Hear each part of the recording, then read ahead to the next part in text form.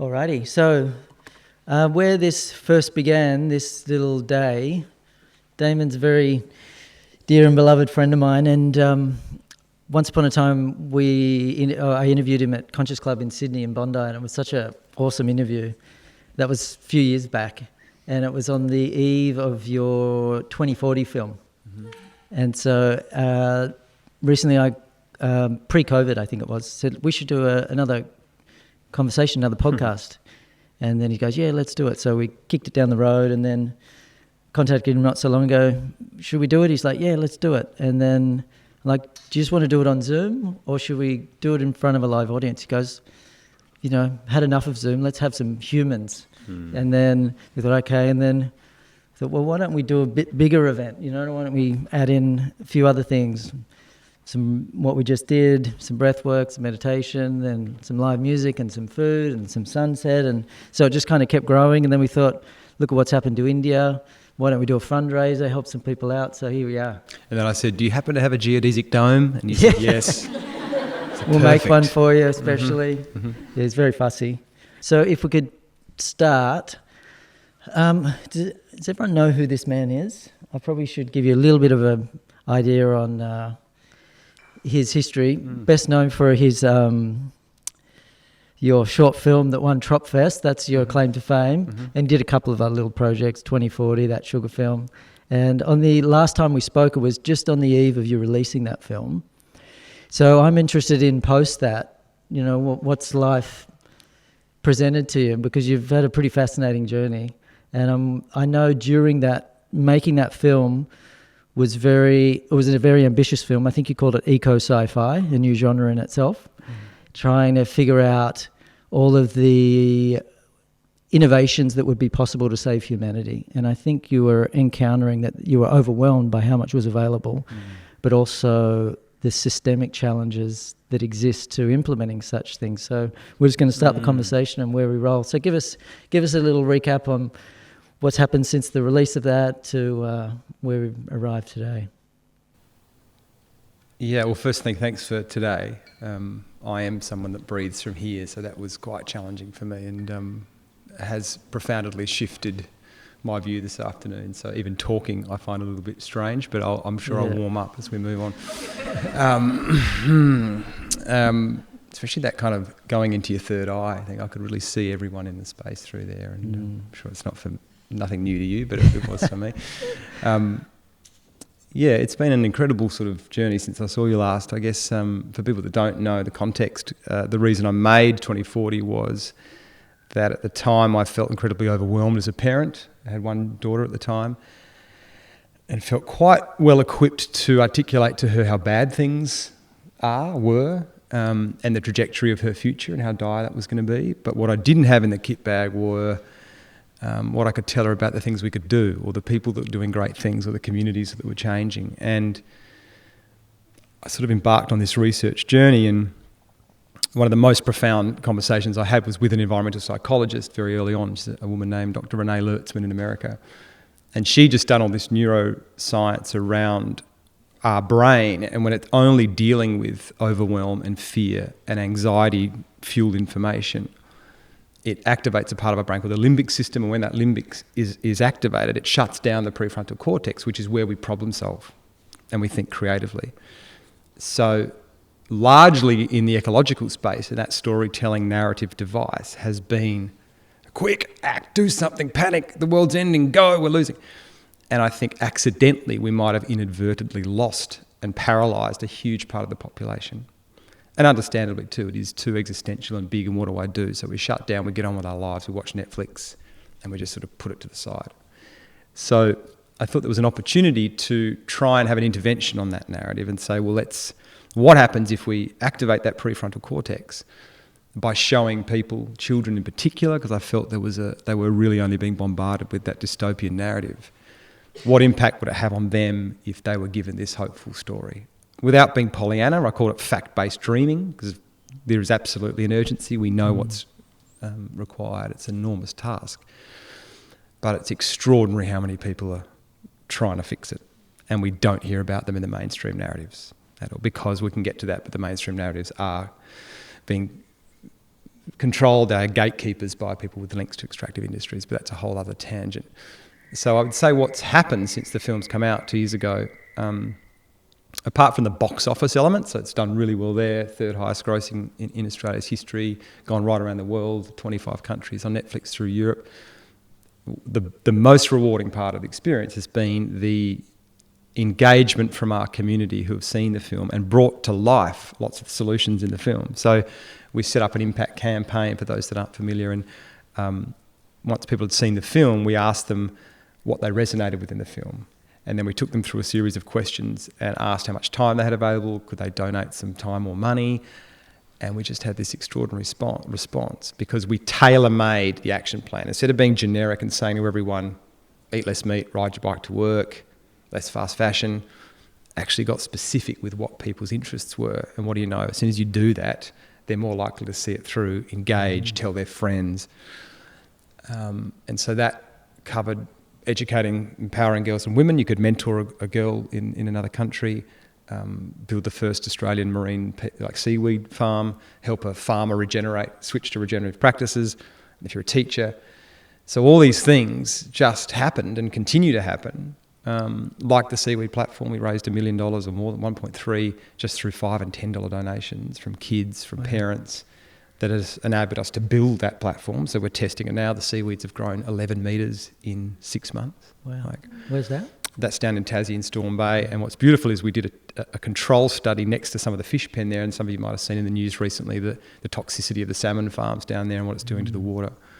The beautiful thing about seaweed is that it's a natural filtration. So if you grow the seaweed next to those farms, it absorbs the nitrates as it grows and accelerates its growth even more. So it's also alkalising the water, it's taking carbon out of the atmosphere, which we need to do, and it's cleaning up the systems. Like, it's a natural filtration. So there's even scientists now exploring putting it at the mouth of the Ganges in India because of all the runoff that happens there. This seaweed can grow and absorb and clean the water and take carbon out. Then we can use the seaweed for nutraceuticals and all sorts of things.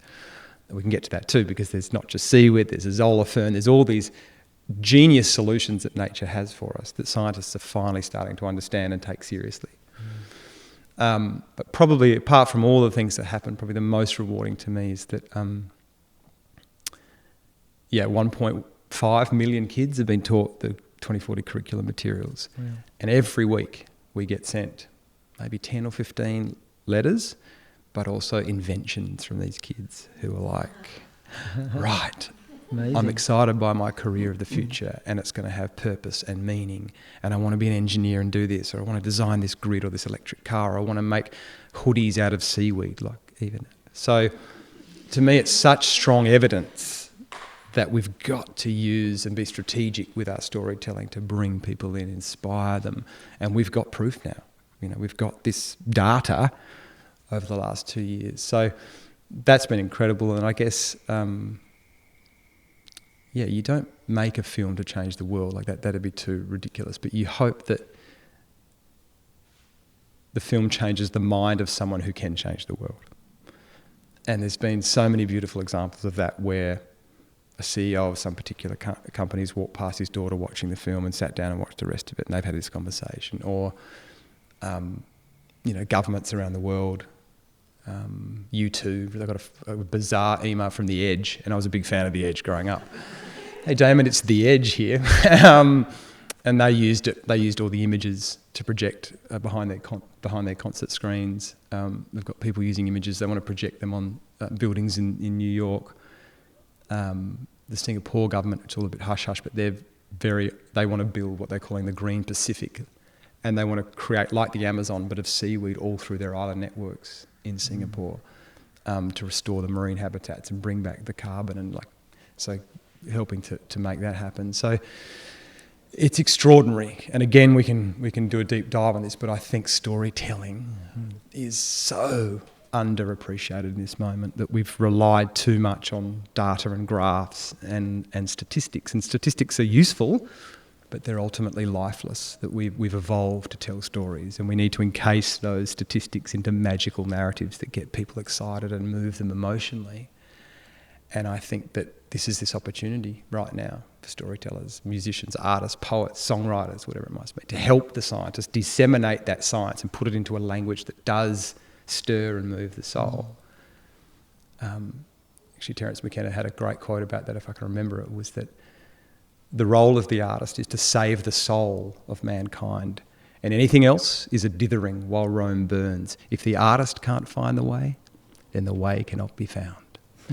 And I think that's particularly pertinent in this moment. And I remember reading this beautiful story actually about there was something called the Austronesian Expansion that happened 3,500 BC, and it was these first great sailors that left the Asian mainland, and they were the first that built outriggers and catamarans, and they were covered in tats and carried these jade statues.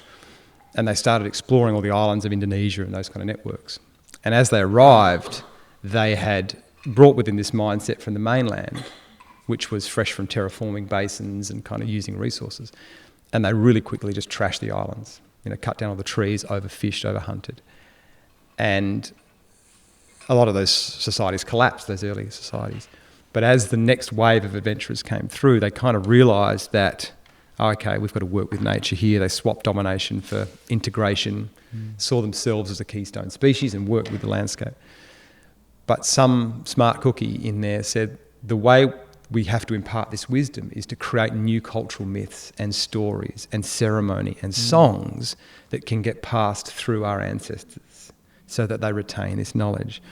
Many of those islands now still have their ecosystems intact. So what does that say about us right now? Who are the myth makers or the cultural shapers right now? They're not wise elders or experienced travellers. They're largely advertising companies on behalf of, behemoth corporate interest. But we need to wrestle back those myths and those new metaphors for how we live our lives. And I think that's where storytellers have to play. That's our space. Yeah. What do you think the myths have been to this point that those behemoths have been telling?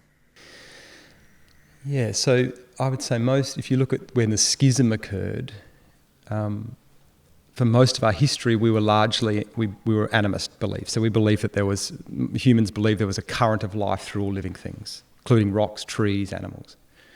And then as Christianity came through, we started to see ourselves as separate and superior to nature. So that story started to emerge. And then in the scientific revolution, which was in the 16th century, people like Francis Bacon, Descartes, people might have heard of, really ramped that up. And so there's some famous lines of Bacon saying, we must hound nature in her wanderings. We must enter and penetrate her every hole and corner. Like really aggressive, rapey language. And suddenly we just had this massive cut and in the commodification of nature and seeing ourselves so superior to it, which really suited the capitalists at the time who were emerging, because if nature had no value or meaning, it was really easy to commodify it and make money out of it. So that all happened sort of 400 years ago. And ever since then, I guess those cultural myths and metaphors have been about domination, extraction, take. Whereas if you go back to even our own First Nations people, the metaphor is custodianship. The ancient Chinese, their metaphor was reverent guests for the land. Reverent guests. So how do we reclaim those beautiful metaphors again? Teach them to our children so that as they grow up, they start to see things differently. They understand the significance and meaning of their surrounds. They don't let the inertia of this system pull them away from that. And I think it even makes me think of the Achua people who are on the border of Peru and Ecuador. They don't even have a word for nature because they don't see themselves as being separate at all. Why would you do that?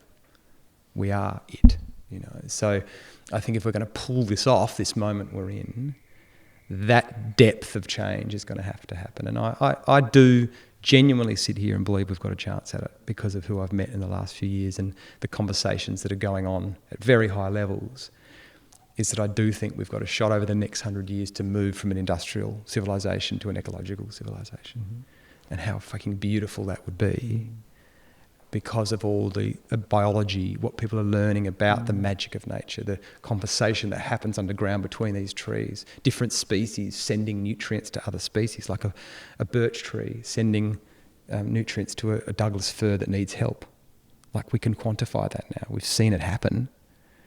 And that's starting to hit the mainstream and become more awareness. So again, it's bringing back that meaning to what beauty and magic we have around us. Yeah. How do you think we bring back that meaning? What are the key ways?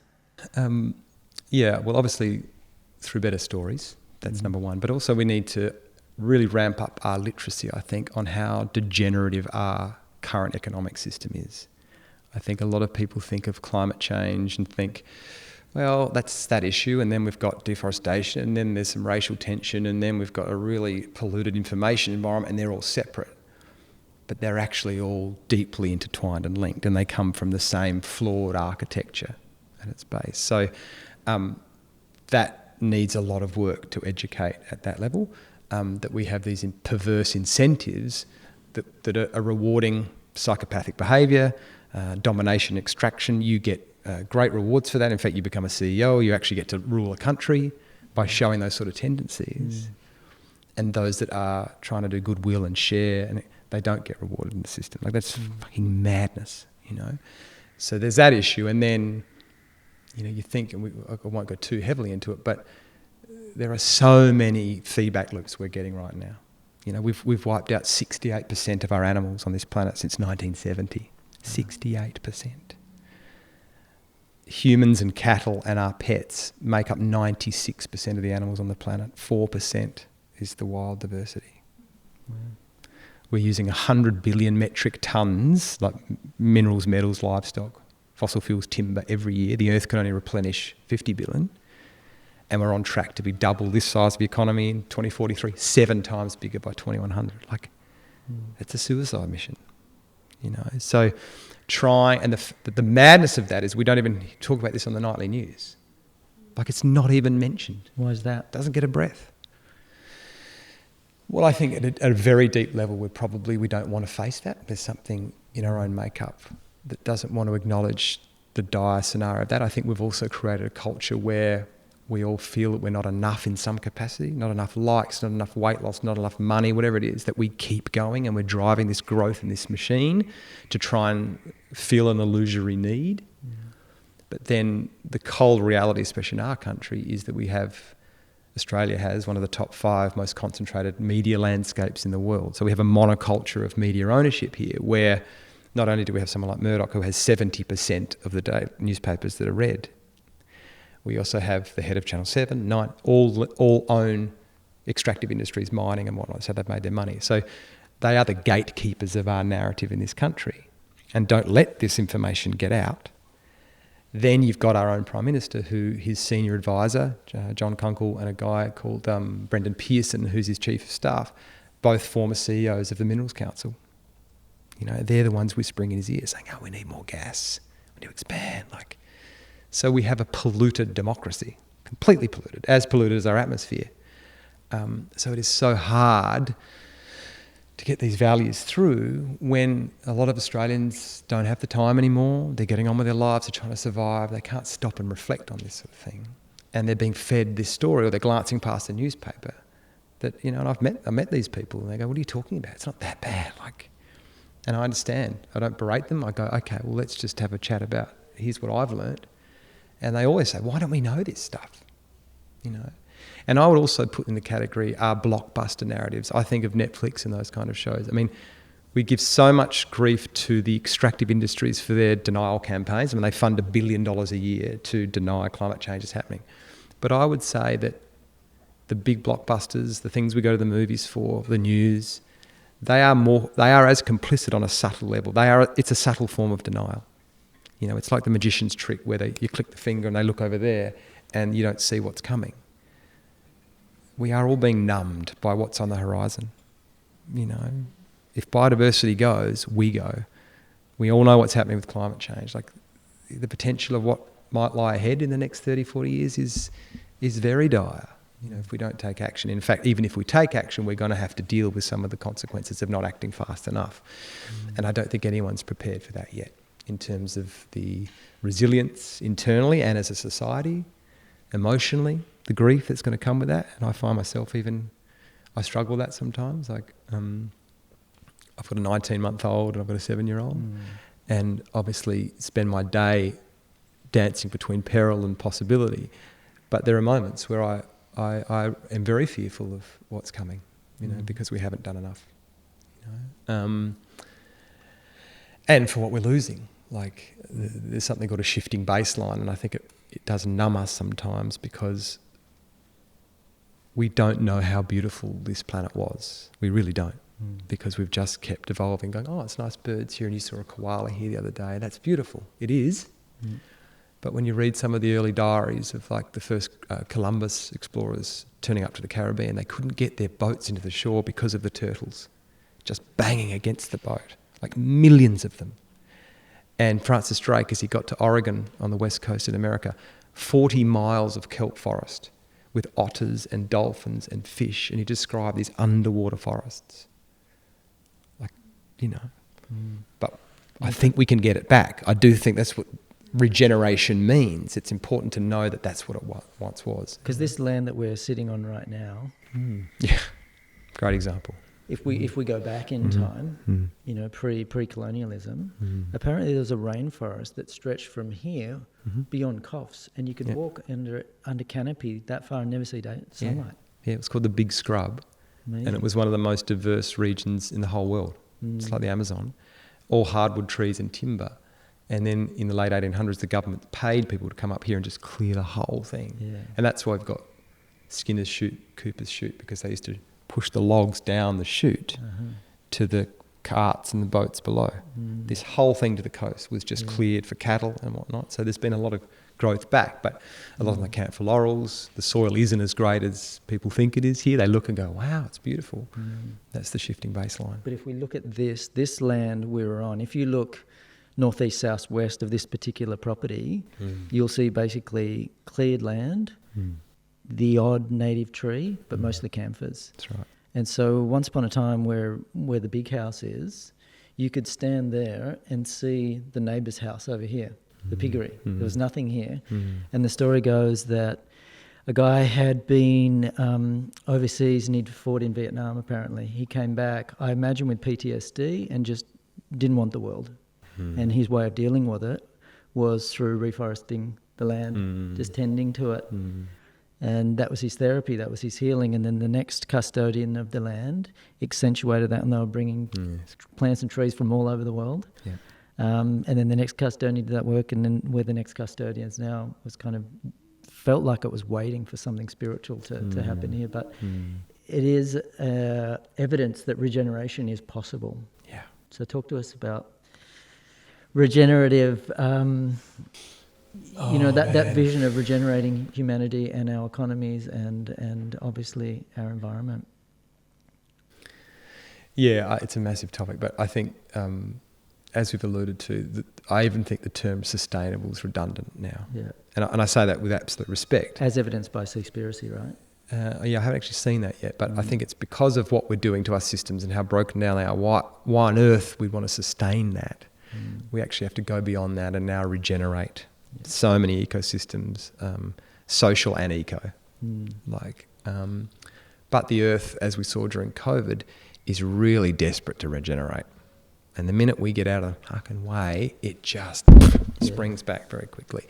And I've seen that so many times now in different places that's why ultimately I'm incredibly hopeful, because nature's been doing this for billions of years and she's a pro at it. And yes, there's a little bump on the way, but there are some things going on right now. So we just went and filmed this story in Victoria, actually, which is just one of the most beautiful regeneration stories that a lot of people might not be familiar with. What happened to our landscapes when the Europeans came and they brought cattle and their own farming practices, and they just destroyed our lives, our landscapes. And, yeah, nice. And so many of our native animals, beautiful native animals that a lot of people might not know about, eastern barred bandicoots and quolls, little spotted quolls and batongs, and incredible animals. So this group in Victoria have taken this area of farmland and fenced off a 17-kilometre fence, and they've got rid of all the introduced predators that have killed these animals. And they found 16 eastern barred bandicoots in a tip. They were living in car bonnets in this tip. 16, the only left in the whole mainland. Yeah. And they started breeding them and putting them back onto the land in this sanctuary. There's now like 1,500 there. And what they found is that the bandicoots, they're like soil engineers. So as they burrow down, they turn over the soil and aerate it, and it captures more water. But their DNA is also interacting with these seeds that are stored in the soil. So all these biologists are seeing these native grasses, they don't even know what they are, because the land evolved with these animals and finally said, oh, you're back, hey buddies, let's go and let's do this.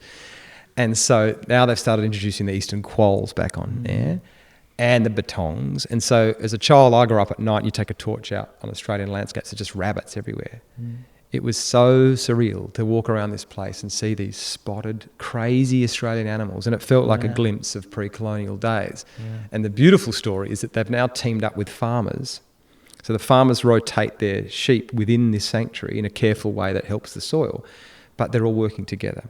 And because the soil is so good, the sheep get a consistent protein eat through the whole year. And when a sheep gets consistent protein, the fibre on their wool is really strong and rigid, so they're all now selling to the top European wool things and making a mozza by using no chemicals in their land, saving endangered animals, making massive profits. So there's 51 farmers now that have signed up to this program, and they're going to rewild and build these corridors all the way up the east coast of Australia. And maybe they take the fences down in 50 years, we devolve the fox and feral cat populations, and we get back to this beautiful Australia. That's regeneration. Like, people are doing it and there's actually money in it, you know. And so if we tell those stories and we inspire farmers and kids and they go, right, how do I get involved with that? We've got a chance of pulling this off. Because it seems like there is that conflict between regeneration, yet, you know, the bottom line, it has to be equitable. So it seems like these people, in order to regenerate, they've got to somehow tie it in with it can be profitable, it can improve gains. In the current system, yeah. But I've been working with Paul Hawken for the last 2 years, who did Project Drawdown and Blessed Unrest and some other books, and he's got a new book out called Regeneration that we're doing this platform for. And we've been talking about what are the principles of regeneration? Because we're going to hear it a lot in the next decade and it's going to get bastardised. And even we had it as a tagline, join the regeneration in 2040. And even in London, we did a screening for a few different organisations. And a few weeks later, Lush soaps, you know, those Lush, really, you can't miss their smell when you walk past them, I think. They did this campaign, join the regeneration. And then we just looked at some of their products and it was like, you got 17 chemicals in that soap.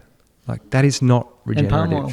That's right, palm oil. So got a lot of our community just to bombard them, and actually they took the campaign down. But so Paul and I said, what does it actually mean for policy or a new business to be regenerative? And these are various sort of like beginning terms, because we don't want to obviously top down control the space. But the basic principles are, is it healing the future or is it stealing the future? Is it mining the land or restoring the land? Is it manufacturing, or is it addressing human needs, or is it manufacturing human wants? Is it creating livelihoods or destroying them? Is it amplifying connections or severing them? Like, this kind of template we need to start sharing around for policy or new business, so that we can claim integrity on the word, because we saw what happened to sustainability. Yes, there's some well-meaning people out there, but it's also been used in massive greenwash campaigns, and we're going to see the same with regenerative. There'll be all sorts of regenerative stuff emerging. So we're right at the beginning of that journey, but it is a beautiful word, and it does have potency if we protect it. And is there talk of being someone that polices that, or a body that somehow holds people to integrity? Look, nature doesn't really do the hierarchy thing, the top-down thing. So this is a conundrum that's being discussed at the moment. How do you have guiding principles without being dogmatic, without creating weird cults of regeneration? You know, like, we don't want to do that. That's done. You know, but we also need to understand that people are new to this. The terms are new. What does it mean? They want to learn. So that's this platform we're doing right now, is just to try to shape that in a very delicate way. And it's not just me and Paul, it's a whole host of other people, younger generations, different races and ages, so that it's not just a couple of white dudes going, here's regeneration. Like, that's not regeneration. Let's be honest. Because from what you described earlier, there's a very, very small group. A very, tiny group compared to the 7-odd billion people that are on the planet, who have enormous amount of wealth and influence over media, industry, etc. So it seems that minority is able to basically make the rest of us be distracted, feel like we're too powerless to make change. So where do you see the power and the power balance, and how do we shift that? I mean, I find that incredibly optimistic story. Like when you actually articulate that, it's like we have so much power that we don't realise. 1,000 people that are pulling these strings, correct, right? Yeah, and a lot of them mainly with psychopathic or sociopathic tendencies. They've been rewarded for that behaviour. But also, I think it's getting back to that idea of seeing that whether it's the food industry that are incentivised to create more products and get people hooked on their materials, and we're seeing all sorts of metabolic disease, whether it's the fossil fuel company that are incentivised to extract more, to drill in the Arctic, or even if it's Facebook, who are incentivised to create outrageous algorithms so they get more likes and they can sell more data. That's coming right back to that foundation. If we can change those structures or get people more literate in that space and actually reward interconnected behaviours, or imagine having social media platforms that weren't designed to polarise and win, but actually to resolve issues and come together and go, that's true, that's an interesting point of view. Like, we can do that. We've just, because that's enmeshed in the current system, they haven't done that. Imagine you can, instead of getting on like social media, Instagram, Facebook, Twitter, you go, there's this challenge, how can I contribute, what can I do? That's right, and it's happening. Like, one of the most beautiful stories I've covered recently too is what's happened in Taiwan. So Taiwan, obviously incredible history, but they had real frustrations with their government in 2015, and so all these protesters took to the streets and said, we want radical transparency, we're sick of the behind the scenes crap that goes on, just like our country. Anyway, so they set up a live stream from their Parliament House and broadcast it through the country, and that proved to be very popular. People were watching the protesters interact with the politicians. And then the lead protester was made digital minister by the government and said, right, you take care of our digital thing. We loved how this live thing went. What do you want to do differently? They now live stream all their policy discussions, all their lobby group meetings are live streamed. They have a consensus, an online consensus tool like we would do with a plebiscite, where everyone gets a vote. It's blockchain. It's like matched to your driver's license, and they might put out a question about climate change. What do you want to do on climate change? So everyone can see the public view on a particular topic, which informs the government to go, oh shit, 85% of people want action on climate change. We better take action. They've now even embedded these like robots, I suppose, in their river systems, and if the pollution reaches a certain level or they drop to a certain level, the policy changes. Like, no ideology, it's just the data. The same with the particulates in the air. If it gets to a certain amount of pollution, they change the policy. Wow. So, like, I'm not a huge fan of like massive tech, but that use of technology to me is like, wow, okay, that's something quite a beautiful use of it. That's an evolved use of it. So if we can find the right ways to protect that and govern it, and obviously there's all sorts of questions to be asked there, but they're doing it already. It's happening right now. So it's just a glimpse of what we could do in the years ahead to have a more participatory version of governance. So we're not relying on psychopaths who we don't agree with that are making decisions about our community from a long way away. Because I think people are fed up with that. You know, they don't want these transnational corporations or these federal politicians making decisions about their own backyard, and rightly so. And that's how we evolved, our little communities making decisions together. There's something called the Dunbar Number, which says when we go above 150, we go like, oh, too many people, I can't deal with that. But if it's 150, we can share opinions and views, and we can make carefully considered decisions. So in this unique moment where we can touch a lot of people in this room and listening to this, what inspirational stories or models have you seen? Because we all know how bad everything is. But like you're saying, we don't hear about these other things, and we've already heard 2, 3 or 4 that are really inspiring. Tell us some other ones that have stood out for you, that have touched you. Oh, it's honestly, it's overwhelming, like how many there are. And we need to hear those stories, Mr. Storyteller. Yeah, we're trying to bash them out as fast as we can. Yeah, I mean, a lot of them around what certain communities are doing, like fed up with the current model, like even in Australia. So this project I'm doing at the moment is called Regenerate Australia, and we've spent the last 10 months interviewing thousands of Australians in different like bushfire communities, Indigenous groups, tradies, like urbanites, and sort of said, A, how you going post fires and COVID, but also what kind of Australia do you want to see emerge from this moment? Like if you could just sort of sit and dream and think about that Australia. And it's been so spectacular to hear how much we have in common, even though the language is different and people are saying slightly different things. The tradies, of course, they'd have a different way of saying it. Yeah, they would. But, even these conservative farmers talking about greener hills again and wanting an Australian landscape of 30 years ago and clean flowing rivers and that kind of thing. And the president of a gun club, I won't say where, but said, we've got to listen to the black fellas. they know how to fix this land. We've got to embed that wisdom into our governance. It's like, you're going on camera, buddy. And so there's already post-bushfires communities like Malakuta that have sort of said, we're not going back on the grid. We are going to just have our own decentralised energy system, because now you can get a community battery that sits on all the panels and you can use that battery and access the solar. And they've said, we're sick of our council because they don't understand our region. So we're forming our own participatory governance model. So they've sort of formed this council advisory group, taken democracy into their own hands, embedded Bruce Pascoe and some more Indigenous wisdom down there, and they're getting on with it. Like, that's just one little example. Then you've got, for those that have seen 2040, we look at Kate Raworth's donut economics model, which basically sets an ecological and a social frame for how we can operate. You've got Amsterdam, Madrid, Los Angeles, even Melbourne now talking about rolling that out. Amsterdam have rolled it out, and all these regions as well starting to use that as a template. So that's all happened since COVID. But I think the thing that gets me the most excited and I feel really joyous about is the discovery of these natural solutions again. So all these scientists and the biologists that are now really starting to understand the absolute magic of what we have around it. And I mean also, like, this bamboo can grow up to 1 inch a day.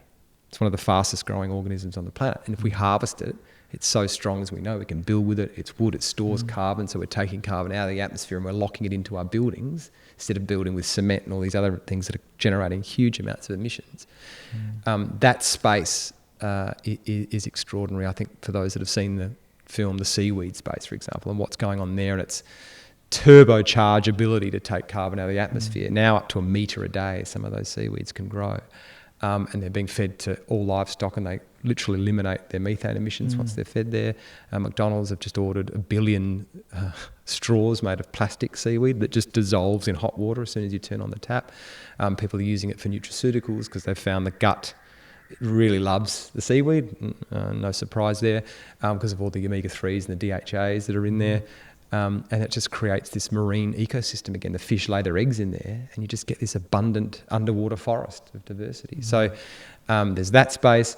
But even recently I learned about seagrasses, which we obviously don't know much about. But the oldest organism in the world is nearly 200,000 years old, and it's a bit of seagrass of the Mediterranean. And it's been growing and just taking carbon out of the atmosphere for so long that it now sits in 36 feet, like over 10 metres of carbon-rich soil. Wow. So this is what we can unleash in nature. She's ready just to do all the work for us while we're talking about building these giant carbon-sucking machines on the edge of our cities, which is like, fuck's sake. Nature's the pro. Like, just let her go. And when we do that, we get all these cascading benefits of creating habitats for biodiversity, holding water in the landscape, healthier foods, like all these things. So this is this ecological civilization that I do think we might get to one day. We're probably going to see a few things collapse before we get there. But because that learning is emerging, because of these kids and how articulate they are coming through, and how just they take that as this is what we should be doing, I do have faith that we might get there. It might not be till 2070 or 2080, but there's enough momentum now behind the scenes. There's enough conversations, even places you wouldn't expect, like really entrenched financial institutions going, shit, we've all got kids, we can see what's happening now. Our AGMs, 85% of the questions are about climate change or something. So they're all trying to scramble, but they've entangled themselves with this system and the fiduciary obligations and the litigation threats and the contracts that they're trying to work out how to unravel. A lot of 200 years of creating this complexity. So, but at least they're having the chat. And that wouldn't have been had 2 years ago. And that's, I think, a positive. It might take a while, but they're heading in the right direction. What can the average person do you see? Are we just all passengers? No. And other people got to figure it out? Like, what can the general member of the population do? No, it's that great Robert Swan quote that the greatest threat to the planet is the belief that someone else will save it. That, I think about even the potency of something like this today, of actually getting into our hearts and feeling and connecting and coming together to connect and talk. Like, that has incredible potency in this moment. We're also scrambling and busy, and the busier we are, the more we consume, and we know that. So if we can slow ourselves down. I did a thing the other day, a piece on the fashion industry or the apparel and footwear industry, and it's like 9% of emissions, which is the same as the beef industry. We're buying a garment every 5 days, so 68 bits of new clothing every year. 30% of that doesn't even make it to the customer. Like we talk about food waste, but that fabric waste, 30% ends up usually in landfill. And the industry is using 80 trillion litres of water every year to grow things that people are discarding or aren't even making it to them, you know? So you talk about a degenerative economy. So yeah, those kind of individual actions, of course, they matter. And I think they matter for not the reasons we think that, you know, if you don't buy a fast fashion item, it's that we start to send social cues to each other.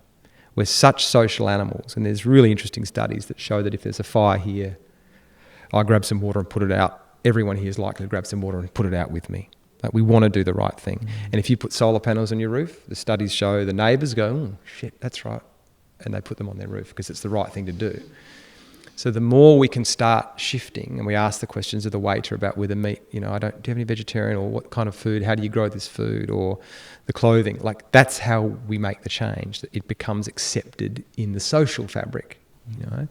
And then in 10 years from now, it just becomes the norm. And we're like, oh, of course. But we didn't see that change happen. So that's a profound way to make a difference. But also I think I can't stress the urgency enough of what's required right now, you know, like especially around climate. We haven't done anywhere near enough, you know, and literally to stay under 2 degrees, to have a 50% chance of staying under 2 degrees, we've got to halve our emissions in the next 10 years. And sometimes that can be hard to understand because you hear 1.1 degrees to, like we are 1.1 degrees now above pre-industrial temps, and we're seeing our fires and the floods and the intense storms.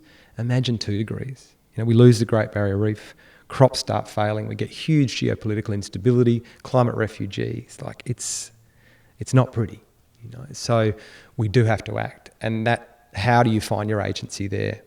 At work, have the conversation with your colleagues, with the boss. At your school, what are they doing about it? Are they putting panels on their roof or trying to make a difference? And even having difficult conversations, that's as important. We're not talking about it enough, as we've discussed. It's not on the nightly news. So how are we talking about this with family and friends? Not in a way that triggers them and alarms them, but we come in from our hearts, gentle, meet where they're at, listen to them, deep listening, instead of triggering and reacting. And that's it. We can all do that. And I also say, what are we sharing on social media? You know, that is a collective hive mind of our society, that internet, whether we like it or not. And so are you sharing something because it just triggered you and you didn't think about it and you felt outraged and you just passed it on? Or have you done the contemplation and the fact-checking and the deep listening and thought, do I need to put this into the hive mind? And is it positive and uplifting and inspiring in this moment? Or is it like, oh, we're doomed? And like, you know, we all have that responsibility. And I think we can be more conscious of what we're sharing there. I think like we're used to having a trusted source of knowledge or truth, and it seems so difficult now. Like, for example, as we've seen through COVID, it's like this people saying masks don't work. Absolutely, you've got to wear a mask. This person will say this study shows they don't work. This person will say this study absolutely works. So it's like, and then we have cognitive dissonance and that, you know, that confirmation bias, which makes it very, very difficult. Oh, mate, this is an extraordinary moment in history. And John Glubb said that, he was an English historian. He said that he'd studied the collapse of all civilizations and said the first thing that happens is that a society loses its sense of shared meaning and value. And then things start to unravel there. And that thread has been pulled, you know, as we know. And I think that comes down to the fact that we are in the middle of, we know the ecological crisis, we know the biodiversity crisis, but we are having a meaning crisis. That religion is failed, well, gone, we know that. But even this idea of materialism and individual and modern liberalism, we know that's not working either. So there's this huge vacuum right now. Then you throw in COVID, and we are creatures that love stability and we love patterns of meaning. And when you throw in that kind of chaos, it's little wonder that these different theories are proliferating. Of course they are. And we can't legitimately trust some of our institutions anymore. So, you know, I think a guy I really respect, Daniel Schmachtenberger, talks about this, our information ecology being as polluted as our environmental ecology.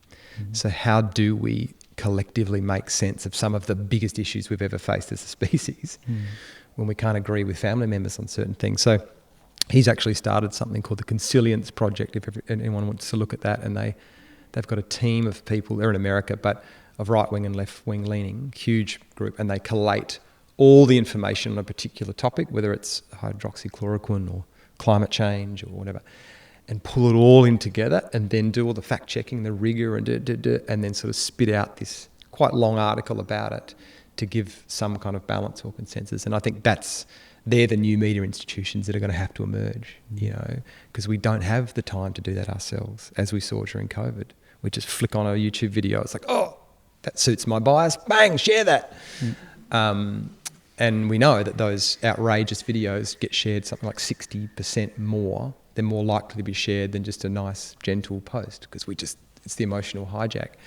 So, yeah, we've got to redesign those institutions. A lot of it comes back to the spiritual crisis, is it not? So I've been spending a lot of time with, well, not a lot, but recently more and more contact with some Indigenous people from up here. As I mentioned, when I was walking down, I'd seen all these marks on the tree, and I was like, no one else had seen them. I thought, am I the only one who's seeing these markings? I thought they were possum markings. And then we're walking down the path together a couple of days ago, and he's like, and you could feel it in his being. He said, there's a koala somewhere here. And I was like, yeah, there's some marks on that tree. Are they possum? Or he goes, they're koala. And then he looks up in the tree, goes, there it is. And then I was looking at his shoulder and his finger, and I'm like, trying to follow it. Where is it? He goes, it's there. And I was like, trying to get right behind his finger. And I was like, where? He goes, there. It took me ages to see. And then I'm like, there it is. And then we were with Jambi the other day, and he was talking about like how it's so important for non-Indigenous people to connect to country. And he said they'll never be able to do it like we can because it's in our DNA, but they shouldn't let that stop them, inhibit them. So he's starting to really encourage people to develop that same intimate, deep, rich connection with the earth, with the land, with the spirit. And it was interesting just to watch that guy, how viscerally his body reacted to the fact that, you know, there are these other living beings here, which are so, you know, cherished in their culture. And then, you know, I'd never seen an echidna here, and he sends me a video of an echidna as he was leaving the property, and then he said a kangaroo on the road. I'm like, you're a magnet. I said, there's no kangaroos around here. There's wallabies. Yeah. He goes, no, it was definitely a kangaroo. It stopped in the middle of the road and was looking at me. You know, they have just this incredible connection to the land. Yeah, it makes me think of this beautiful idea they have of their totem animals too, that you are, at birth, you're given a totem animal, and your responsibility is to care for that animal. So it was done so that not everyone would eat the kangaroo. Like some people's totem animal is the kangaroo, so they can't eat it. So it's just this beautiful way of creating a connection and meaning with the natural world, but also preserving the resources so that we don't destroy it all. So that kind of thinking is it's the only way we're going to get through this, to try and re-embed that or sort of bring it in. And I know even some councils, it's a beautiful idea, but in Portugal it started where whenever a child is born, the council donates a tree, and the tree gets named after the child, and then the family get to watch that tree grow as the child does. And they can even create a forest, but they go and visit it regularly, and so it just creates this little subtle connection between the natural world and us. So those kind of little things, you know, over the next decade or so, just if we can bring that back in, it's a clever way of doing it. Some questions from the audience. Sorry? Oh, God, no thanks. No. I remember when you were chatting about like first getting a front row seat within government and within the think tanks that inform governments, and you were just noticing how starved for ideas they were and how really blocked. And so there seems to be, if they're the ones that are really developing the policy and they're heavily tied in with industry and these, you know, special interest groups, it's a sticky one to unravel. Like, it seems that most human beings won't do anything until the 11th hour and 59th minute, when the water's literally on their doorstep. They'll go, oh, maybe there's a problem that we need to attend to. And that's our Hollywood narratives too. Like, just when everything's gone, we come through at the end, you know. So everyone is used to that collective story, you know. But you're right, it's I did something recently with one of the environmental protection agencies at a level of government. You know, it was lovely that they'd at least invited me to speak, but I was equally gobsmacked that I was the one telling them some of this stuff. And it was like that they had nature has been an externality for them for so long. They just go, oh, we're making heaps of money clearing these forests, and what do you mean that plays a role in climate change, or we have to? So at least they're starting to acknowledge that is an issue and that is happening. But I don't think we'll get to the place we want to get to, especially in this country, with our current democratic model. To me, it seems the media is the biggest impediment. Would you agree on that? It is, but also we. So in our country, we had no lobbyists in the 1980s. So think about America; it's a whole industry. There's a political industry. We've got that now. We now have over 5,000 lobbyists in Canberra that are just every day meeting with politicians from different corporations and agencies trying to get their stuff through. Like, that's not democracy, And even at a level above that, which unfortunately again is another bit that people sometimes don't understand, all these trade treaties that we hear about, we just switch off because it just feels like, oh, it's too complicated. But all the clauses in there's one called an ISDS clause, and it means that a company can sue a government for impacting its ability to make profits. So there's countless stories, hundreds of them, where, say the famous one is in Vattenfall on the Hamburg River in Germany. This big coal power station wanted to be built, and the local environment, the German government, the people pushed back and said, we don't want that. They did an assessment and they said, look, all the wastewater is going to pollute the river and kill the fish. So Vattenfall sued the government because they weren't able to make profits. The court takes place at the WTO with no media allowed. The government backs down, the power station gets built, all the fish are dead in the river. These are the architectural flaws of the system that we have to understand are going beyond our own democratic process, the things we value all around us. And we're seeing now in this country right now, this gas-led expansion. I mean, none of us want it. No one wants it in the background. No scientist or economist or other world leader thinks gas is the future. But and you look at Adani, how the hell did that get approval? It's madness. And we've spent $600 million on gas in the last year in this country. And it's leaking, and the leaking gas is as bad as coal. Like, it's not clean. There's nothing clean about it.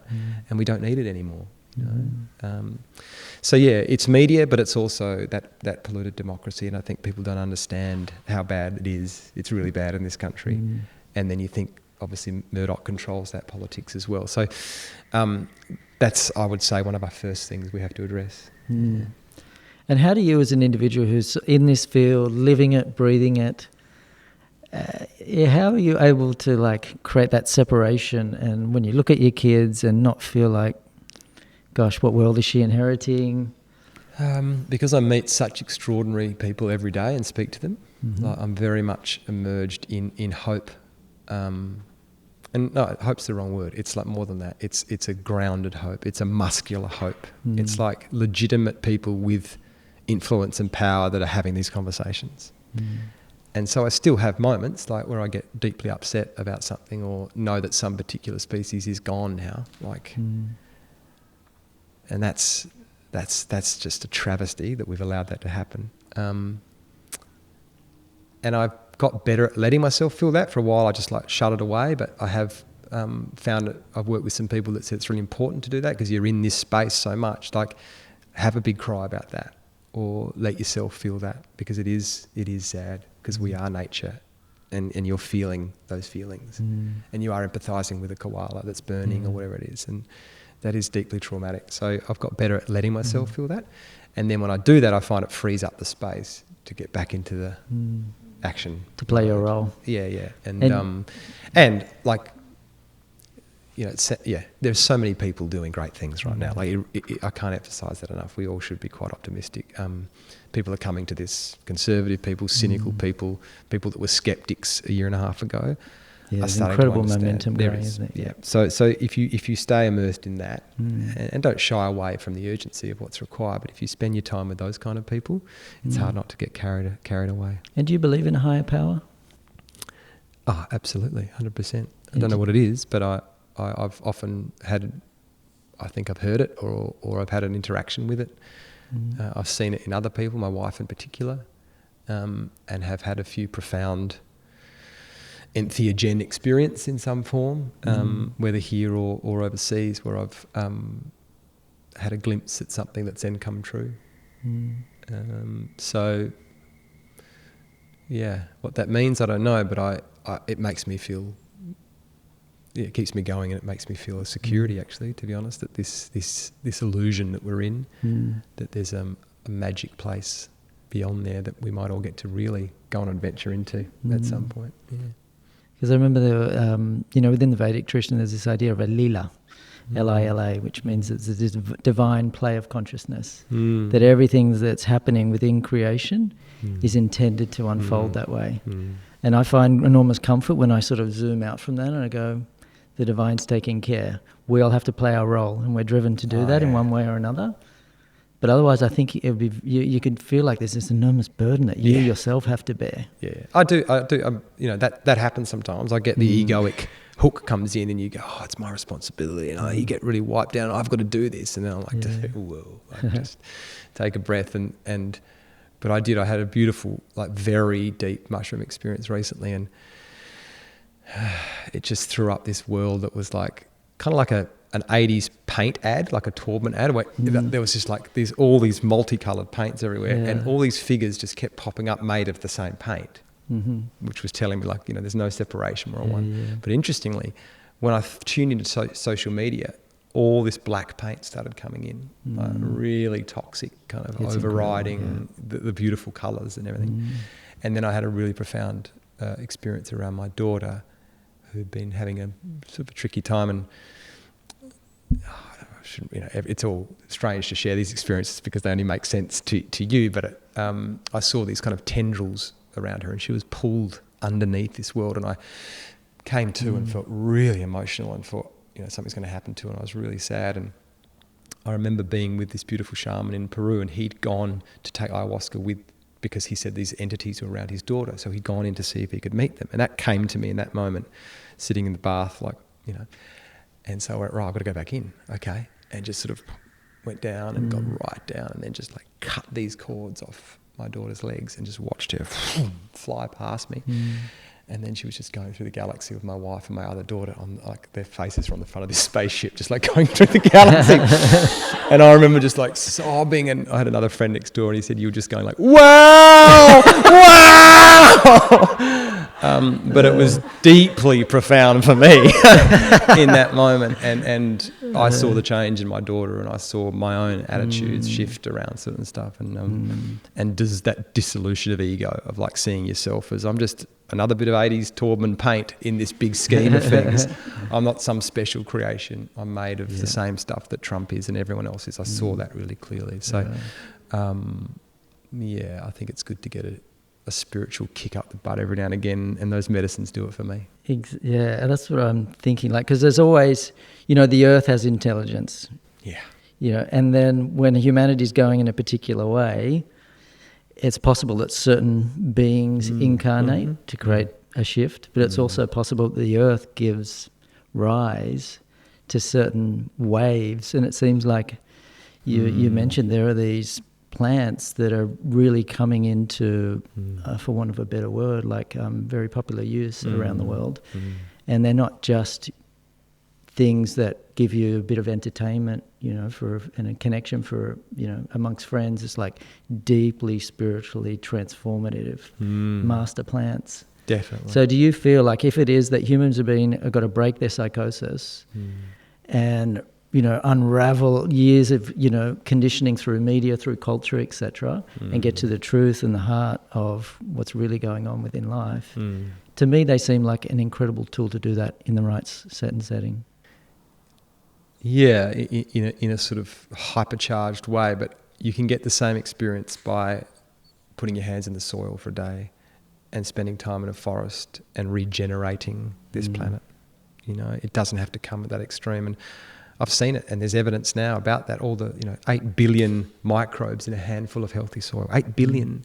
And we know some of them have antidepressant qualities, some are great for, like a lot of our pharmaceutical products use those microbes. And you can just put your hands in them and breathe it in, and it's got a particular smell. We know that trees now emit hormones as you walk through a particular forest that create a well-being. Zach Bush is about to release a study about ferns and cancer cells, and there's something about the biome of a fern when you walk through it that has an impact on cancer. So wait till that's mainstream knowledge. We'll start understanding that we don't have to all take a rocket ship with the. It's funny mushroom. when I, because that's not going to be for everyone. Let's be honest. It would be an interesting think tank, though. Well, yeah, wasn't that was the Jonathan or the Leary stuff of like, let's put it in the water supply and just see what happens. I don't think that would go so well. Yeah. But I remember, like, when I first set foot on this land, when I first came to meet it, to see whether this was the place I wanted to do your dome. When I first stood on the land, I could feel it. I was like, wow, okay, found it. And had no vision for absolutely anything else, but just the land spoke. And that's the vision, that the land does more than everything else that we've attempted to do here. That's it. And there's that, forest bathing, as you would know, humans are so deprived of natural environments because of these heavily built up urbanised areas. Like we take it for granted what we have here. That's right. When you go to Sydney, when you go to other places, you realise, oh my God, these people live in apartments under artificial light, most of their lives looking at a screen, sitting in a car or at a desk, and just like how fortunate we are just to go up and... Yeah, and thankfully all that stuff, there's robust evidence now for that. I mean, great studies out of Vancouver and Chicago and Baltimore in these lower socioeconomic areas, finding that once they planted trees, huge reduction in crime rates, well-being, because there's something about having nature around. So again, this ecological civilization, our trees just being these spaces of nature as well, and having corridors through them and rooftop gardens and draping trees, like this is what we can build. Yeah. And it's going to improve our well-being and restore the planet as well. And actually, if anyone gets the chance, I was in Melbourne last week and went and visited Joost Bakker. Do you know Joost? He's a really beautiful zero-waste guy. He's been doing stuff for years, but he's built this house as a template of what the house of the future could be in Fed Square, so people can walk past it and see it. And he gave me this tour, and you walk in the front door, and there's just this wall of mushrooms that he's put into old thrown-out feta, like plastic tubs.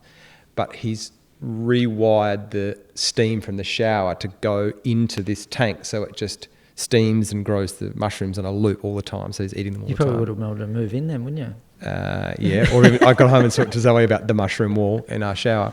And then there's a biodigester, which anyone's seen, they're called a home biodigester kit, and you put your food waste into there and it breaks down the food waste and extracts methane, and you can use that to boil food or run a burner. It burns 4 times warmer than normal gas. So that's hooked up. And how much gas would it produce? 1 kilo of food waste is 4 hours of burning. Really? Yeah. Wow. And you can buy these now. There's a guy in Mullen that sells them, the home biodigester. And then you go up to his wall, all the splashback is recycled 80s and 90s skateboards, like just the little cutouts. There's a big tub of crickets there, and the crickets are breaking down the food. There's obviously rooftop gardens, solar, all sorts of things. He's got aquaponics, so there's cod that they obviously shit in the water, and then that gets recycled up to grow the food. And then, after I told you the fern story, in the bedroom, there's this contraption behind the bed that houses all the ferns. So as you're sleeping, the ferns can just breathe their biome onto you and heal you. Like, that's regeneration. That's a house of the future, and it's built right now. And Lend-Lease are coming in and having dinner parties there. AGL, all these CEOs are coming in and going, what? And all the fabric, no, there's no wood in there. It's all this straw which gets thrown away, and there's magnesium plates everywhere which are 100% fireproof, and they're cheap. So this is possible. Amazing. We've just got to amplify it. So where can people go to get inspired? What are your go-tos? Oh gosh, so many. I think Indigenous, in this country, reading and learning about Indigenous wisdom is the first step. Tyson Yunkaporta's book, for people that haven't read that, Sand Talk. It's one of the great books. It came out a couple of years ago. Go and spend time with an Aboriginal person if you can. There's more and more sort of knowledge centres emerging. I just went to one actually in Armidale a couple of weeks ago that kind of blew my mind, what they're doing there and trying to teach their wisdom to people, and everyone that leaves there is just seeing the world through a different lens. That circular thinking. We've got very linear thinking. They have such a circular approach that it does change the way you look at things. Paul's book, which is about to come out, Regeneration, I've been deeply involved in that, and that, again, I just read the first sort of proper draft of that, and it does change. It's like putting a pair of glasses on that makes you see things a little differently. Project Drawdown is very good. They're very solutions-based. They've got good social media content and data. But all of us intuit. We've got good radars, and you can tune into someone that's humble, cares, loving, kind, I try and just stick to those people, you know. And I do get caught up in the others, and it's a bit exciting and intoxicating, and I want to step in the ring sometimes. But when I do, I just get smacked, and I get reminded that that's not your space. Like, it's my ego going, oh, I could be smart here. I can outwit them with some knowledge. And it never works. You know, I keep getting reminded that's not your job. Like, just keep working in the solution space, and don't get too caught up in the fight, you know, because we all get distracted by that. You know, we've all been there, social media, and we waste hours of time in an argument or down rabbit holes that really suit the machine. You know, when we're doing that, we're not getting on with things and planting trees and getting our hands in the soil or talking face to face and connecting, you know. So now we're going to take a couple of questions from our audience, and given that there's no microphone out there, what I'm going to do, you guys will ask the question, I'll repeat it. I work within the maternity space as a doula, and I notice there's increasing incidences of birth trauma, and also we have a system that doesn't particularly support the family unit. I'm wondering, from your experience and your knowledge, are you able to offer any advice or support for how we can apply these regenerative methods to the home and family environment? Yeah, it's another example, isn't it, of the failure of a system, a larger structural issue, that we aren't growing up in communities with that care and support anymore and sharing that knowledge and that load. And we have a government that doesn't help.